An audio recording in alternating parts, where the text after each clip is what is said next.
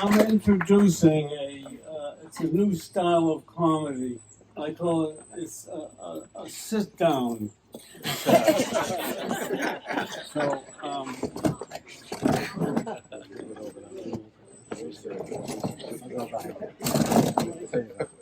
right. So this is called it's a sit down set, and there's there's a great world of great comics that I like to pay tribute. You know what? Nobody has ever done a tribute to other comedians. You think about it. You've never heard anybody do a tribute to other comedians. Well, I kind of I like to tell jokes. I start thinking about, geez, all these great classic comedians. Nobody's, you know what? So we're going to do something a little different. I'm going to give you the punchline, and you tell me who is the comedian. Okay? All right, let's try one. Take my wife, please. Henny Youngman. Okay, Henny Youngman. Oh, Henny Youngman, jeez. You know, I like, you know, every time I go shopping with my wife, I hold hands because if I let go, she'll go shopping, you know. So, and people are crazy. This woman, I sat down next to her. She put 20 teaspoons of sugar in a tea. I said, "Aren't you going to stir it?" She says, "I don't like it sweet." I mean, people are crazy. This woman, she brings it as a psychiatrist. She says, "I don't know what's to my little boy. He eats grapes. He eats grapes." So the everyone goes, "What's wrong with it?" Off the wallpaper? And guys come up, they want to borrow money from you. Hey, here's, $10 till payday. Well, when's payday? You want to know, you're the one that's working. You know, and what do? They go down the racetrack. Yeah, right? You go down the racetrack, and they bet on. Listen, they bet on a horse so slow that jockey kept a diary of the trip. I'll tell you what, I really get upset. When I see the horse I bet on in the same race, up in the window betting on another horse in the same race. But I'll tell you, there was this fellow was very fortunate. He got in a claiming race, got this wonderful horse that he thought was going to have great potential, and he put him in one of the early races, and wow, showed speed. Jockey was great, won. Okay, whoa, I think we're going to go somewhere with this horse, and put him in another race, but all of a sudden this horse noticed there was a little lady horse, and her hips were moving up and down, and he almost lost the race, but he just made it. And the owner said, "Wait, I saw that, and you keep your eyes off of those fillies. You keep your eyes straight ahead. You got to win races. Now, do you hear me?" Oh, yeah. Couple races, and then that filly is in it again, and he's watching, and oh my, just makes it over the finish line. He said, "Look, this is the last. If you ever do that again, I'm going to have you castrated." Oh, no way. Okay, yeah. So it's another race. Damned if that filly isn't in it, and he loses. Has the horse castrated. He's recovered about 6 or 8 months later.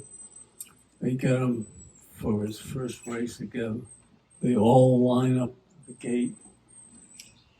They're ready.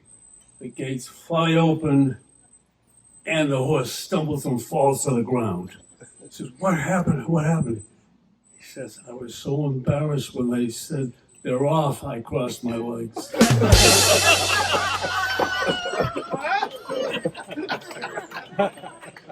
So All right, well, let's try another one. Yeah, we have try another one. I get no respect. Rodney Dangerfield. Rodney Dangerfield, yeah. Rodney Dangerfild. Yeah, I went to see, he went to see a psychiatrist. He said, you know what?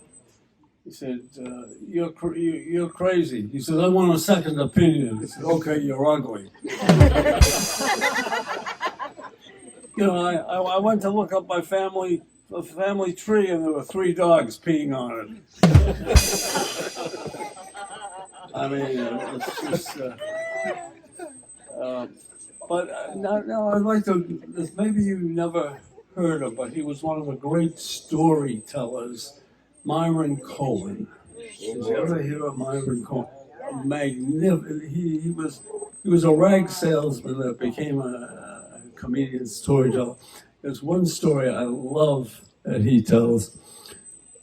3 guys were sitting in a bar, and it was a rainy day. They would have gone fishing, but they couldn't make it. So one guy, they had a few drinks, and one guy says, "You know," he says, "I'm a pretty good fisherman." I said, and I go with the rod and the reel, and the whole the boats and everything. And I suddenly I felt something, and I pulled, and would you believe it? I pulled up a salmon that weighed 300 pounds. Ooh. Yeah, I said, well, it's all right. Well, listen, I happen to also be a fisherman, and I was out with the rod and the reel, and the whole boat and all that, and I felt something, and I pulled, and I fought for an hour. I pulled up a tuna that weighed 400 pounds. Ooh. Third guy says, listen, I'm a little fisherman. I just with a line, a sinker, and a hook, up and down a little bit. But I suddenly felt something, and I pulled up a ship's lantern, like the lantern from a ship, And would you believe it? The light was still burning. First guy comes over, he says, listen, I'll make a deal with you. I'll knock off 100 pounds from that tuna if you blow out the light.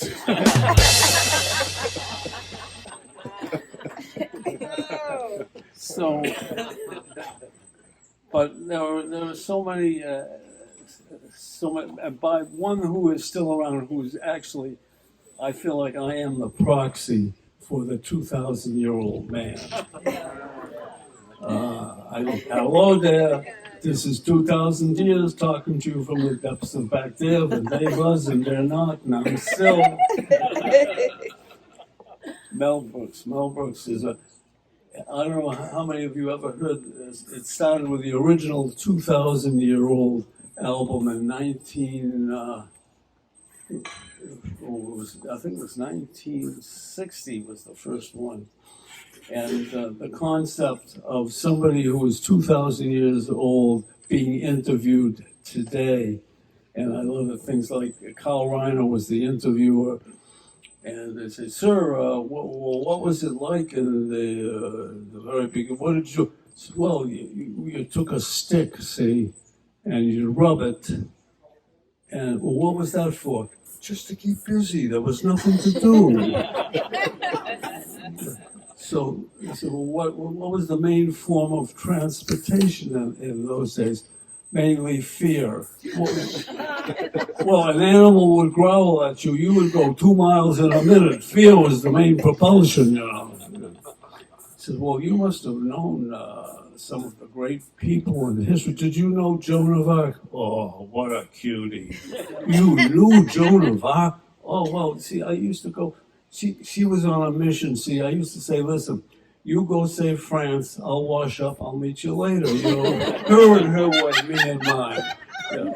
Yeah. So anyways, these are just a few of my little memories, and something always reminds me of a joke, which is, which by the way, there's one that we all get those why me days, So this guy's walking down the street. My wife just left me. The house is being repossessed. The daughter is in jail. I mean, why me? Why me? And a voice booms out, "'Cause you bug me." So, but anyways, I want to leave you with a few words from one of the world's great philosophers, Professor Erwin Corey. Oh, yeah. Amen. Professor Corey, who says, "Wherever you go, there you are." And in the words of the famous Jimmy Durante, "Good night, Mrs. Calabash, wherever you are." Thank you.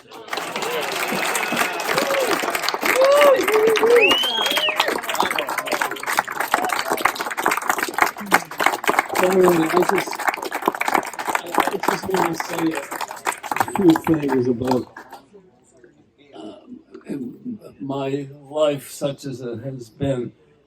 Things that have influenced me. I'll tell you, it was something that was very, very instrumental. Back in the Paul's Mall days, one week I had Duke Ellington in the orchestra. They came in on a Monday. And at that time, WBZ had a live morning TV show. And I said to Duke, would you consider doing an interview? It's like 7:30 in the morning. We have to get up, but it's a great, be great promotion. So Duke said, "All right," he said, "I'll go to bed after that," because he always was a late, stayed up late. So he said, "Just get me a corn muffin and a cup of coffee." So I said, "Fine." So I brought him over to the TV station, and the producer starts to say, "Now, Mr. Ellington, we'll talk about this, and then we'll go there, and then we will play the piano." And he said, oh, I don't play the piano. And I said, oh, I see what's going on. I grabbed the host. I said, "Get your producer away from him, or we're going to lose the show. Just let him talk and go the interview the way it feels." And I said, "Duke, I'm just getting the coffee, and I'll be right back." So he couldn't leave. So we come back, and he starts the interview and talks about some of the things in the past. And then finally he said, "Listen, it's nice to talk about things, but let's talk about some of the exciting things that are coming up." And he had just been writing the new sacred music thing. And he said, let me play some of this for you on the piano. And so that little incident, I'll tell you how that affected my life. I listened to this. It's okay to, remember the past and things, but always have something going for you in the future. You've got to keep that forward momentum and don't get too caught in memory lane. I mean, memories are good, but don't get caught up and stay there. And that's sort of been a thing with me. I gotta have something always that's ahead. You got something to do that's you're looking forward to, and I think and of course, music has been an incredible life force. And so I just want to say that I look at. By the way, the reason why I fudged my little 20th anniversary of my 70th birthday is. I feel like some people say, "Well, oh, you're 90, and that's you got to stop." No. That's merely it's an anniversary. Now we're going on to the next thing, and I think that's so important. And it's like the guy says, "Hey, you can't take it with you." I said, "Well, I won't go."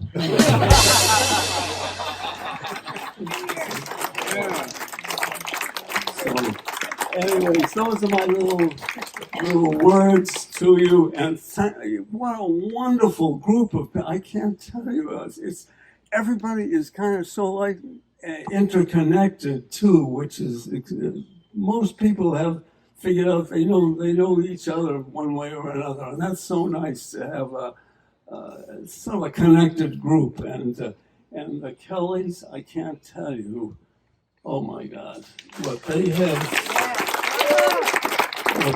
done and helped me, and we're family. We are family. That's it. And so I hope you're all enjoying everything. And I loved seeing all of you. And I hope we're going to see you many times more again. So good night.